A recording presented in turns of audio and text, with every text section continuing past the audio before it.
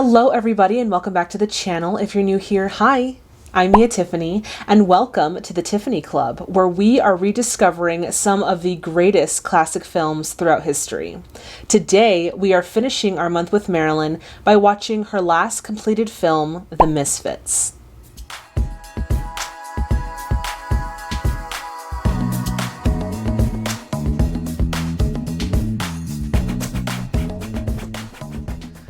Alright, so before we get started, I would like to shout out my Golden Oscar patrons. Thank you all so much for becoming a VIP Tiffany Club member and supporting the channel. If you want to get your hands on the full monthly schedule, early access to our videos, and access to our Movies with Mia live stream, then I highly suggest that you check out that Patreon link in the description box below. So The Misfits was released in 1961, directed by John Huston and written by Arthur Miller, starring Marilyn Monroe, Clark Gable, and Montgomery Clift, with other notable performances by Eli Wallach and Thelma Ritter. Alright, on to a quick synopsis of the film. It says, a woman befriends an over-the-hill cowboy who is struggling to maintain his way of life. Alright everyone, so at this point we are going to get into some historical background. For those of you who want to jump right onto the film reaction, go for it.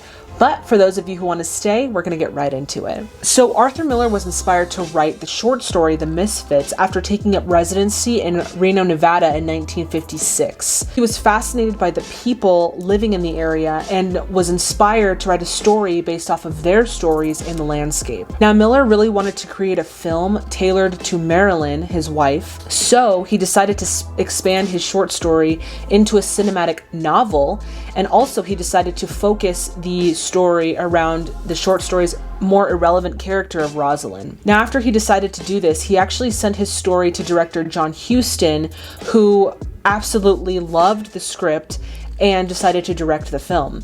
Now, once he was on board, Huston got right on to finding his leading man. Originally, Huston wanted Robert Mitchum to play the role of Gay Langland. However, Robert Mitchum didn't really want to work with John Huston again because he felt that Huston didn't really have high concern for the well-being and safety of his actors.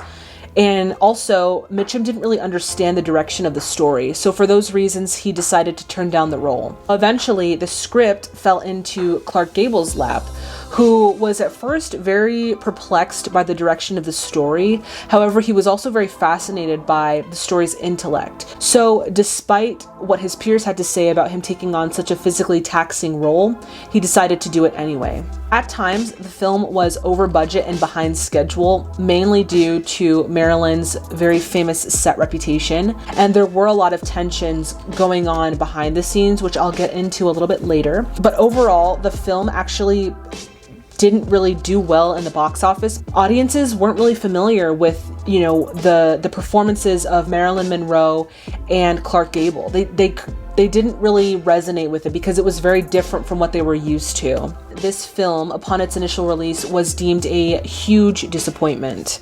However, over the years, critics and audiences seem to have changed their mind because this film has since been deemed a cinematic masterpiece with some of the best performances from Monroe and Gable. All right, now on to some interesting facts.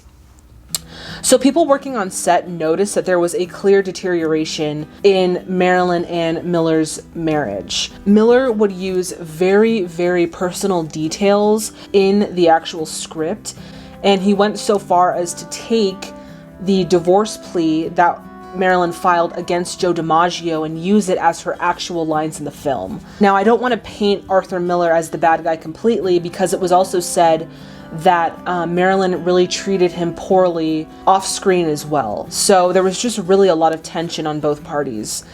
Now, during this time, Marilyn was actually involved in an illicit affair with her former co-star Yves Montand. And all of this stress and strain was really just making a very tense off-screen environment for the entire crew and cast. Only a week after the production ended, Marilyn actually announced that she would be divorcing Arthur Miller.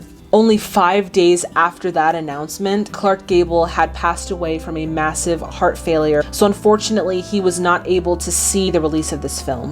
So in 1961, after the release of the Misfits, Marilyn was contracted by Fox to star in the film Something's Got to Give. So there were a lot of off-screen tensions that led to Marilyn actually being fired from Something's Gotta Give. The last straw for the studio was when Marilyn attended President John F. Kennedy's birthday bash and sang happy birthday to him against the studio's wishes. Happy birthday, Mr. President. On August 1st, 1962, Fox renewed their contract with Marilyn for Something's Gotta Give, but unfortunately, 3 days later, on August 4th, 1962, it was announced to the world that Marilyn Monroe had passed away from a drug overdose. So that unfortunately was the end of the very talented, very tragic story of Marilyn Monroe. With that being said, I'm very excited to see her last performance, but before we get into the film, y'all already know the deal. If you haven't already, please subscribe to the channel and hit that bell notification to stay in the loop. All right, everyone, it is time to grab your snacks, grab your drinks, and let's get into the Misfits.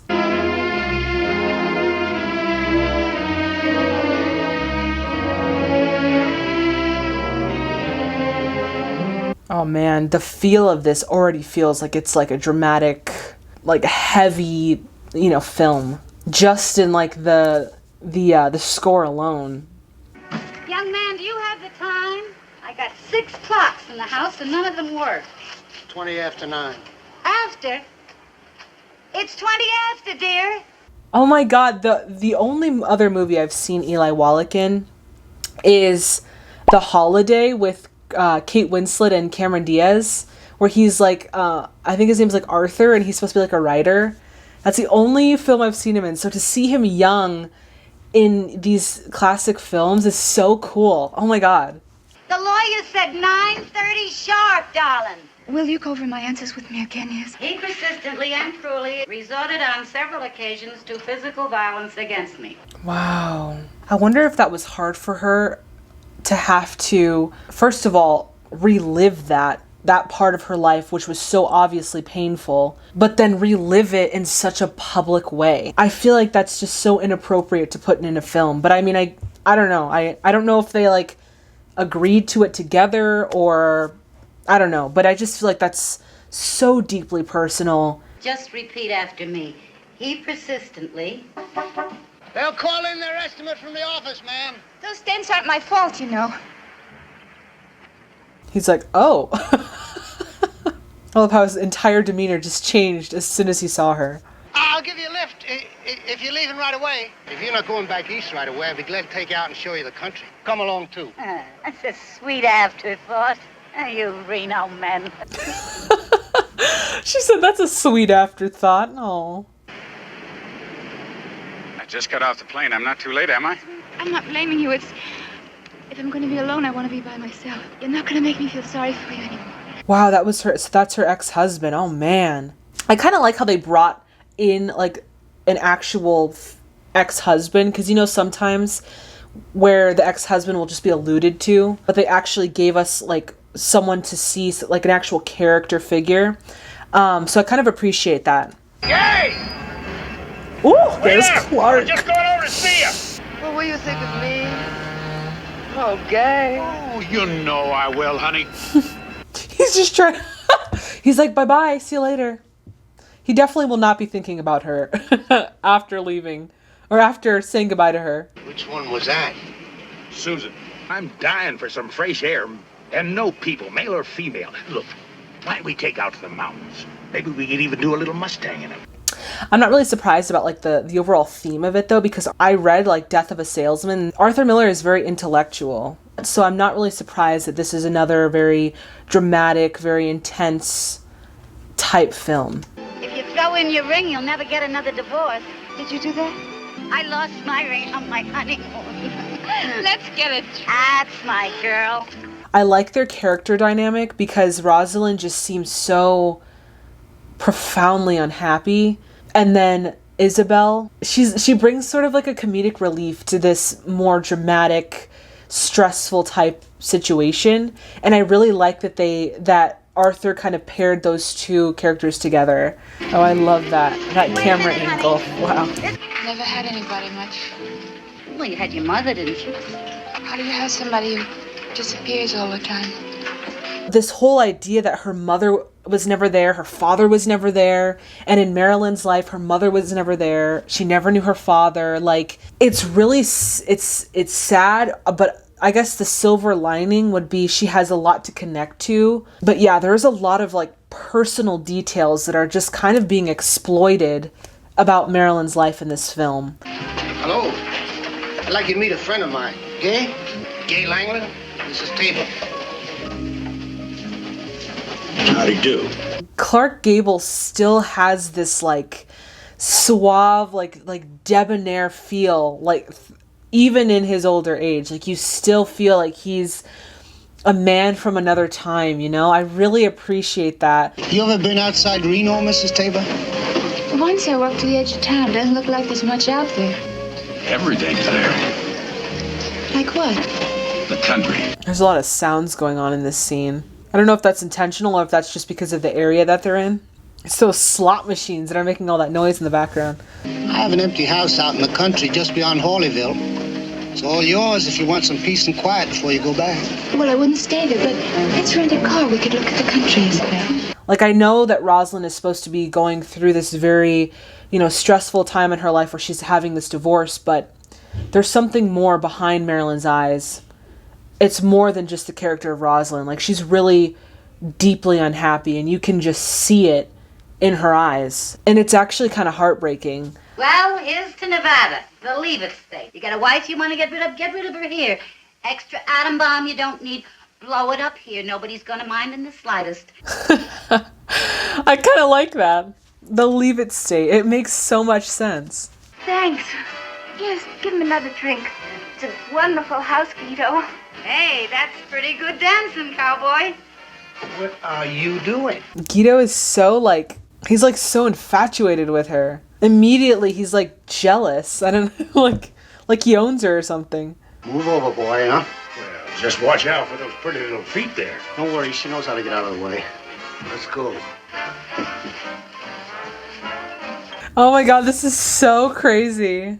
I can't believe that Eli Wallach literally acted against Marilyn Monroe. I would have never known if I'd never seen this film. And it's just maybe just a little me freaking out, little fangirling, but this is so cool to watch. I'm not even gonna lie. Come on in. I'm looking for your shoes, dear girl.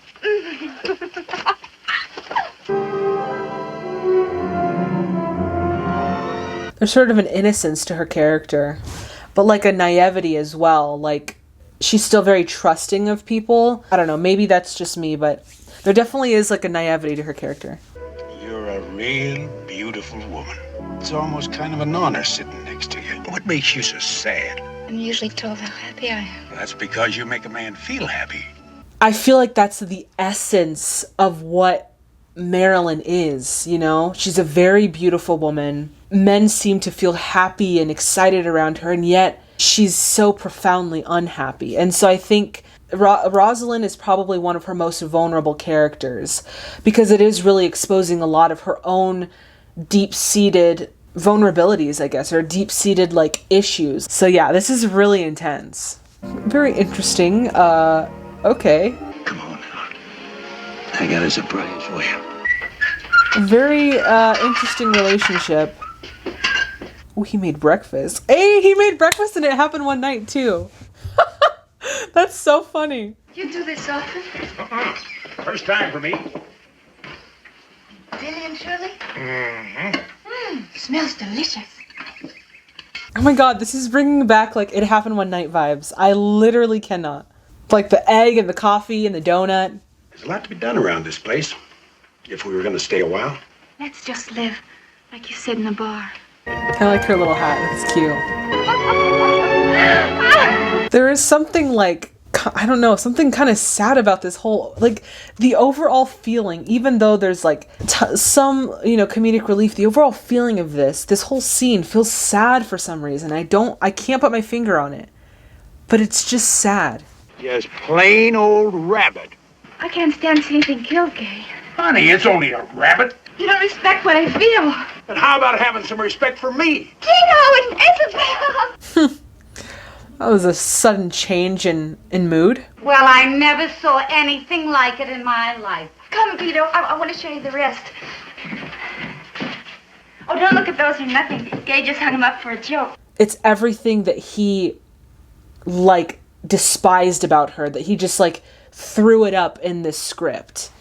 And again, I don't want to paint Miller as the bad guy, because I know that Marilyn had a lot of, was very toxic towards him as well. But I've never seen anything like this before. And it's just it's so deeply sad and troubling. You think you could break away from this paradise long enough to do a little Mustanging? Dayton Rodeo's on today. We ought to be able to pick up a fella down there. What's his name? You worked the Stinson Rodeo with him last year. First Howard? That's Montgomery Cliff. He's so handsome. Wow. Oh, excuse me. I got a call in for home, but they keep putting me in Wyoming. Hello, Ma. This purse. I won me a nice silver buckle. Yeah, got a bucking horse on it.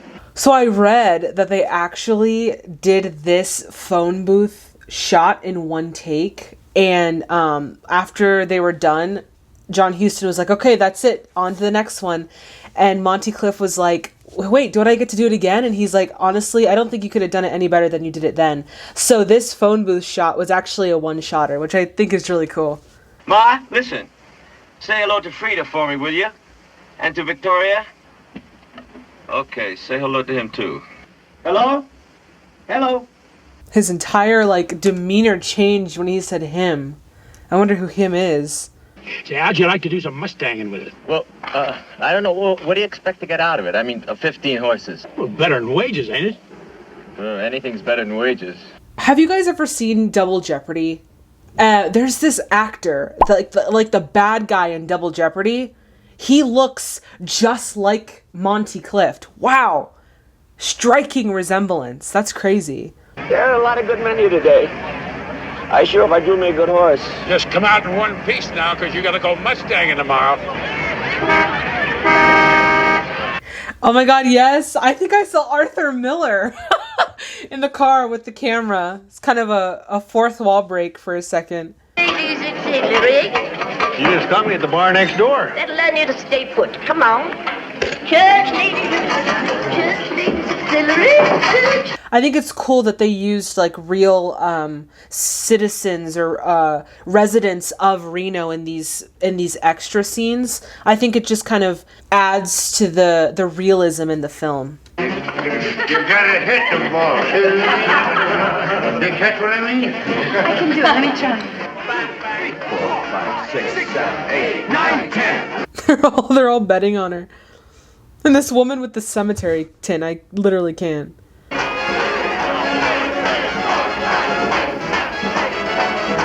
Come on, dude.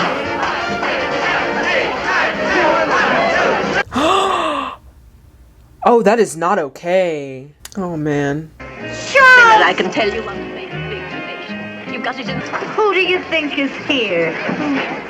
My husband. Oh, that's her ex-husband.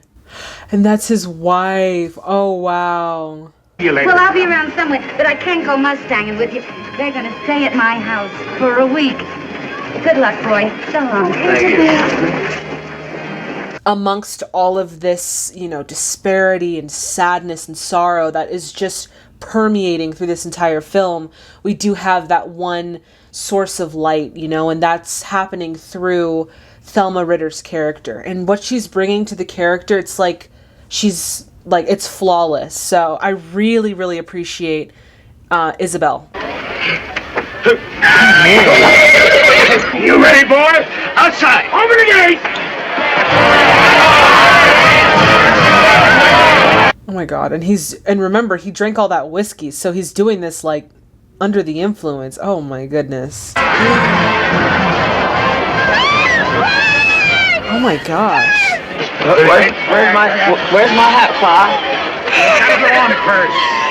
So this injury on Monty's nose is actually a real injury that he got, and Huston was like, don't worry about it, we'll use it. And so they used it in the film. I thought that was really cool. No, not yet. We got a couple of minutes yet.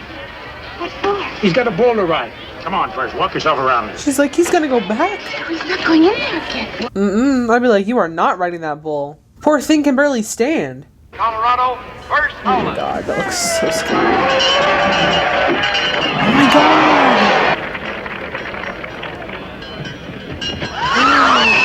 god! She really doesn't like violence or like seeing it. But what if he died? It would be terrible. Honey, we all gotta go sometime, reason or no reason. Dying's as natural as living. A man who's too afraid to die is too afraid to live, right? I'm noticing throughout this film that Marilyn is doing that thing with her eyes again, where like you see little flecks of like herself, like not Rosalind, not even Marilyn, like you see Norma Jean, and it's like for a split second you see her, and then she's gone again. I feel funny. I feel like... What was in the injection that man gave to me? I never seen stars before. You ever see stars before, Kay? He's on whatever like concoction they gave him for the pain. Is it all right if we have this dance together? Sure. Right. Why don't you dance first? I don't know. The relationship between these four people is just very interesting. We can assume that Rosalind and Gay are like together, but like obviously Guido is also really like jealous of like I guess like other people like being around Rosalind, so I can assume that he's kind of interested in her in that way. It seems like Rosalind adores them each individually, but there's no like distinct relationship. Oh! What's the matter? It's all right. I better sit down. Yeah, he needs to sit down. He's a hot mess right now. Poor thing. My father, boom, like that, it happened, down he went. Pretty soon this man starts coming around. He turns around and offers me wages on my father's place. I really, really love the character development in this film. I want you to meet my kids. Gaylord! You come here now! I know you hear me! Oh my god. Each character is so distinct. Their troubles are all very unique to their character, which I really, really appreciate about the writing in this. Arthur Miller really knows how to do a good, like a deep character development. Aren't you going too fast? Don't worry, kid. I never kill anybody I know. A fellow smashed up my best girlfriend. She was beautiful with black hair. Please, Guido. Man, there's so much tragedy in all of their lives. Oh my god, he's going just shy of 90 miles an hour. Now, how do I land, honey? Please give me a little time. At least say hello, Guido. Yes, Guido. Hello, Guido. I feel like there's a selfishness to Guido because just the way he interacts with Rosalind, it just feels like there's something underneath all of that sweet, like the sweet guy, that like the nice guy. It's like a facade, and underneath is something more like selfish. Why is the dog trembling? I got a whiff of those horses, I guess. It's not the horses he's afraid of. It's us. He's just scared he's going to end up dead, too. Oh my god, is that what Mustanging is? And of course, you know, just the way that Rosalind has been reacting with all of the more like violent or aggressive scenes in this film, she is not going to take that well. You kill him? No, we sell them to the dealer. Well, they're what they call chicken feed horses. You know, turn them into dog food. Like you buy in the store for the dog and the cat. So they like capture wild Mustangs for dog food? That feels so incredibly inhumane. All right, try it again. Contact! Ooh. I love this scenery. I absolutely adore when they film on location, because it just makes the film that much more realistic. And every single time we've seen an on location film, it's always this gorgeous scenery.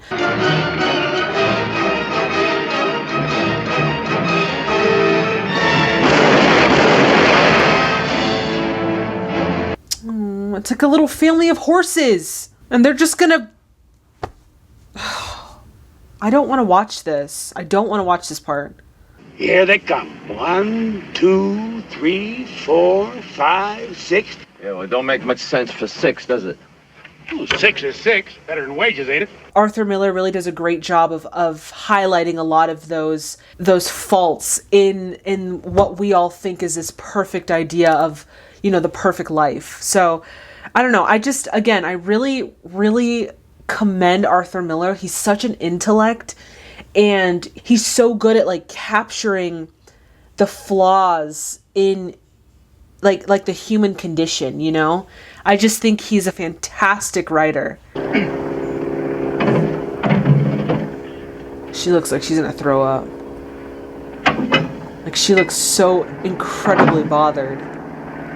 This is by far my favorite performance of Marilyn, because at this point, I don't even think she's trying to act anymore. There's just so much going on in her personal life, and this character is so tied to her real life that she's not acting through it. This is really her, you know? And she's just killing the role of Rosalind. This is Marilyn the actress in her rawest form. Oh my god, that cannot be good for that horse's neck. Get that horse!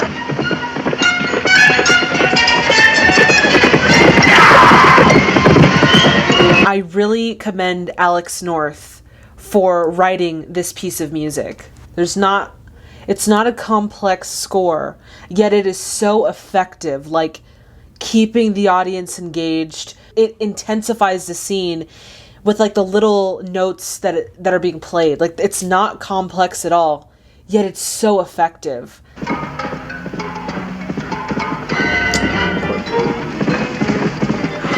how fast the stallion's running. They have got to feel some type of way about doing this. There is not that much money in the world, dude. Okay, you won! All right, you won! You Let won! go of that rope! Get out of here! Hey, darling! Follow him! Choke him down, Guido! Get him! Oh my gosh. Oh my god, that was really hard to watch. How much you want for it? I'll pay you.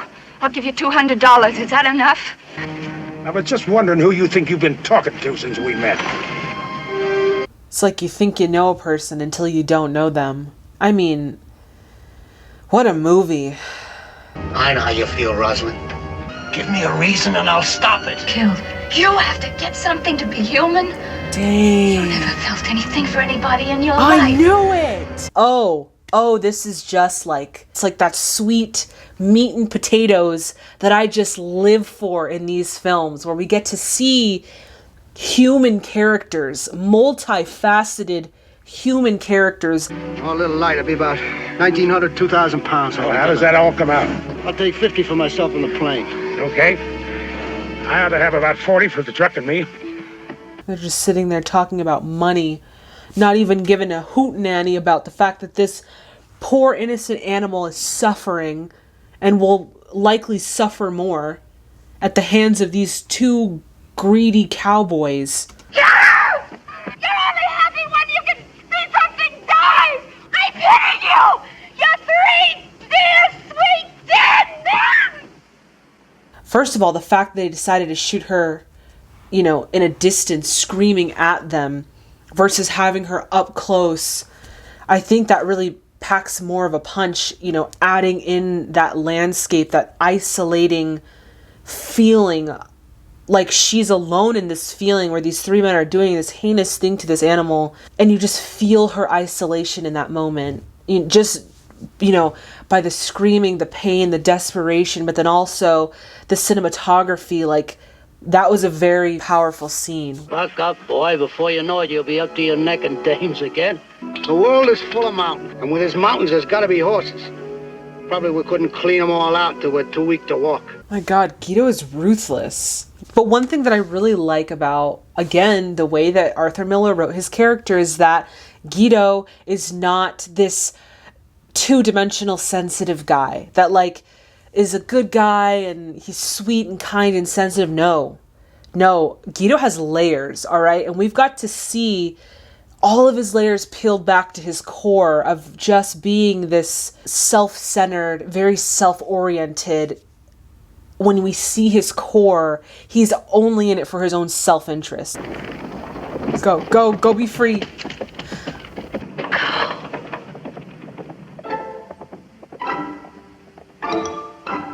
Even though Rosalind seems to be this naive woman who just trusts so easily, we still also see the strength, the power that she has over them, whether that be through, you know, her sexual attraction or the fact that they feel that they need to protect her in some sort of way, you know? Man.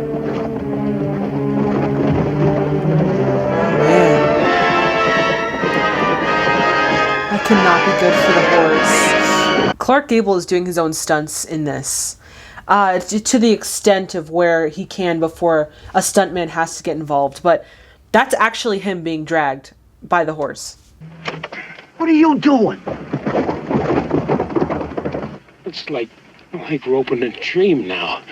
I just gotta find another way to be alive, that's all. We're seeing him realize that this way of life is changing and that he has to move with this change. There's nothing he can do to stop it anymore. And what a wonderful way to depict that as he's releasing the horse. It's like he's releasing that way of life. He's making peace with it. How do you find your way back in the dark? Just head for that big star straight on. It'll take us right home. What a wonderful ending line. That was beautiful. Wow. That was definitely quite the film. Wow. I really, really loved it. Just in the respect of the writing. Oh my gosh, does he know how to write characters? I mean, these characters were so human and so multifaceted. Like they came in, you know, one way and they ended a completely different way, which I just respected so much. He's just such a gifted writer. Marilyn, this was my favorite of her roles by far, just because at this point we have arrived. Like, this is Marilyn the actress. She is acting. Actually, I don't even really feel like she's acting. I feel like she's just living the life of Rosalind. I don't think people really understood the value in this film because, again, you know, you have previous Marilyn films where she's like in comedy or, you know, she's like slightly dramatic, but there's no depth to like the types of characters she was playing. And then she comes in with all of this rich depth and character background, and I don't think people were ready to see her act in such a way. I really feel like this was a cinematic masterpiece. Just with all of the different moving parts, I really feel like this was a really good story. Yeah, this was definitely another 10 movie for me. Thank you all so much for watching this film with me. Alright everyone, that does it for this video. As always, if you liked it as much as I did, please give it a thumbs up. Also, please subscribe to the channel and hit that bell notification to stay in the loop. Alright everyone, so that completes our 2 months with Marilyn. Thank you all so much for being patient with me over the last 2 months, but also thank you so much for experiencing this with me. This has been such a blast, kind of looking more into Marilyn's life and seeing some more of her work. So next month, we are going to be exploring an exhilarating, action-packed genre of classic film. Get ready everyone, because we are going to be rediscovering some of the classic Wild Wild Westerns in August. I'm so excited to watch these with you. I think I've only seen a few Westerns, so I'm kind of excited to see the style. I should tell you guys what we're starting with. So to kick off our Wild Wild Westerns in August, we are going to be starting with the film The Magnificent Seven. I'm so excited to watch this film. I've only heard good things about it. Yeah, so if you haven't seen The Magnificent Seven, I highly suggest that you check it out either in its entirety or just, you know, check a few clips of it on YouTube or a quick synopsis.